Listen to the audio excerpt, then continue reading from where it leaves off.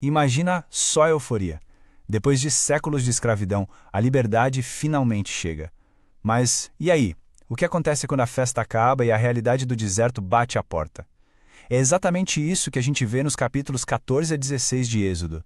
A libertação dá lugar a uma verdadeira prova de fogo, que testa os limites da fé e da resistência. Sim, a liberdade foi conquistada, mas a jornada estava só começando. Pois é, essa é a grande pergunta que fica no ar nesses capítulos. Depois daquele momento incrível, triunfal da libertação, o que vem depois? Para os israelitas, a resposta veio de um jeito bem rápido e, vamos dizer, implacável. O desafio de sobreviver e a necessidade de aprender a confiar no meio do completo desconhecido. Olha, para a gente ter uma ideia do tamanho do que vem pela frente, vamos só lembrar rapidinho do contexto. Foram séculos de escravidão no Egito. Depois vieram as 10 pragas que finalmente dobraram o faraó. E então a libertação. Um povo inteiro, recém-liberto, partindo para uma terra prometida. É nesse ponto exato que a nossa análise de hoje começa. Só que essa liberdade mal começou e já estava por um fio. Sabe por quê? O faraó se arrependeu. É isso mesmo. A ideia de perder toda aquela mão de obra escrava falou mais alto e ele decidiu agir, e com força total.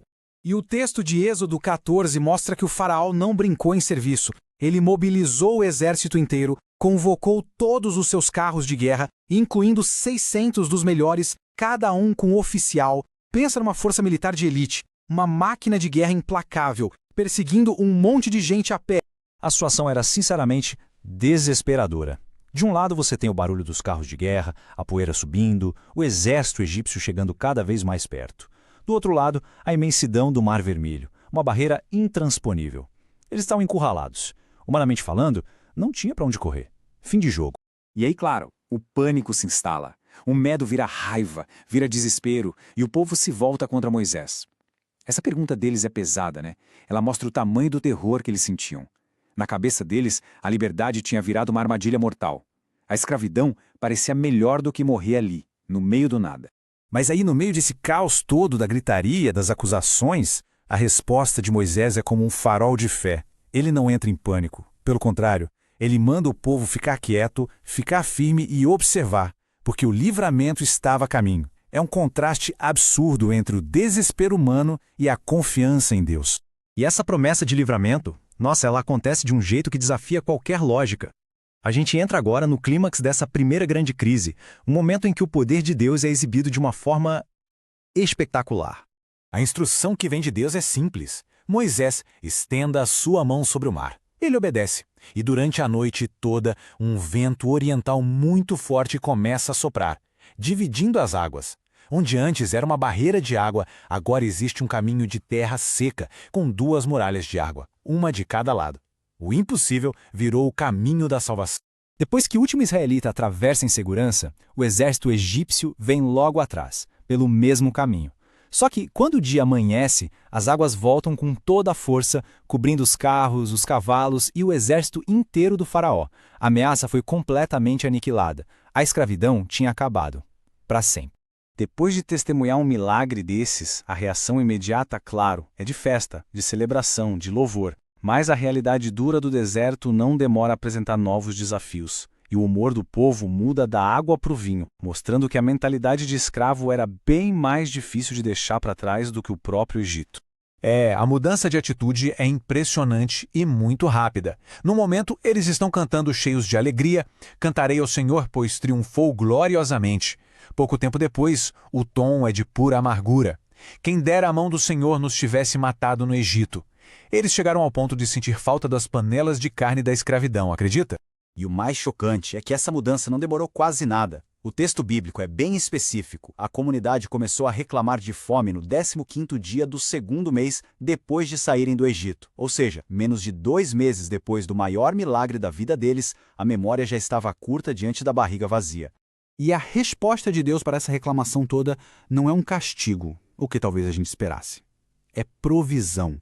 É um novo milagre, pensado não só para alimentar, mas para ensinar uma lição muito profunda sobre fé e dependência. Era um jeito de curar uma mentalidade que foi forjada na escassez e no controle. Essa provisão veio em 2 partes.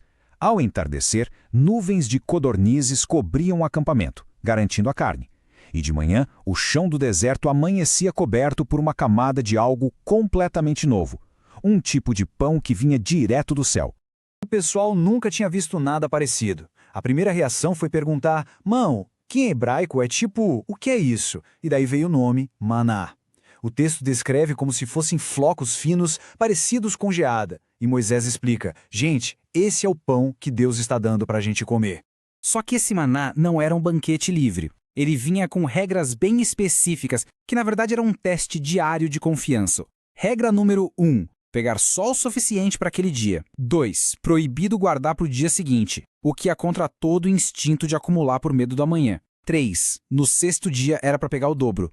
E 4. No sétimo dia, o sábado, não ia ter maná, era dia de descanso. Então a gente percebe que o ponto central era esse. As regras do maná forçavam o povo a confiar em Deus todo santo dia. Não dava para estocar, não dava para confiar na autossuficiência. Eles precisavam acreditar que assim como Deus proveu hoje, Ele ia prover de novo amanhã. Era um treinamento intensivo de fé e dependência para um povo que estava aprendendo a ser livre. E no fim das contas, este versículo revela o porquê de tudo isso. Do mar que se abriu, a comida que caía do céu, o objetivo era um só, que através dessas experiências, os israelitas conhecessem de verdade quem era o Deus que os tinha libertado. Era uma revelação contínua do caráter, do poder e do cuidado dele. E tudo isso nos deixa com uma reflexão final. A jornada no deserto, com todos os seus altos e baixos, nos mostra que os momentos de maior necessidade foram também os momentos da maior provisão. A prova e o milagre andaram de mãos dadas. E aí fica a pergunta para a gente pensar. Como é que as provações que surgem nas nossas vidas hoje podem ser, na verdade, oportunidades para construir uma confiança mais profunda para o futuro?